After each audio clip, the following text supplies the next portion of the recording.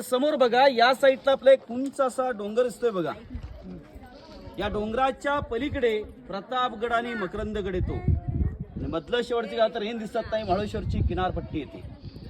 प्रतापगडाच्या पायथ्यापासून ते रायगडच्या उत्तरेपर्यंत जो मधला जो खरं ते जावळीचं खोरं जे चंद्रराव मोरे होते हे जावळीचे होते. पा या ठिकाणी खाली काही उद्ध्वस्त झाले इमारती दिसत आहेत. हे सचिवालय कार्यालय महाराजांचे जेवढे किल्ले होते, किल्ल्याचं काम राष्ट्रप्रधान मंडळ पहा. या साईडला 5, पलीकडे 3 अशा प्रकारच्या 8 कचेऱ्या पहा. या ठिकाणी समोर बघा जाळी लावले. अशा प्रकारच्या लाईनीत या ठिकाणी 3 कोठडे आहेत. यांना आता कैद्यांची कोठडी असे म्हणतात. परंतु महाराजांच्या काळातला जर विचार केला, या साईडला सचिवालय, इकडे राणेंचे महाल, इथूनच महाराजांच्या राहत अशा ठिकाणी महत्वाच्या ठिकाणी बाल्ले किल्ल्यामध्ये काही त्याच्यामध्ये धान्य ठेवलं जात असे. ही धान्यांची कोठार आहेत. नंतरच्या काळामध्ये कैदी ठेवायचा वापर केला.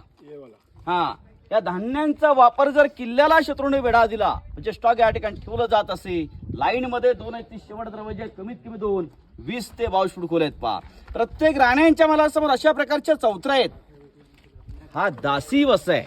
राण्यांच्या सेवेसाठी दास दाशा समोर पहा. पाहिजे पाहून घ्या, खिशावरती हात ठेवा, मोबाईल असेल तर पडेल. मग राजांच्या पुढे राजवाड्यात जाणार.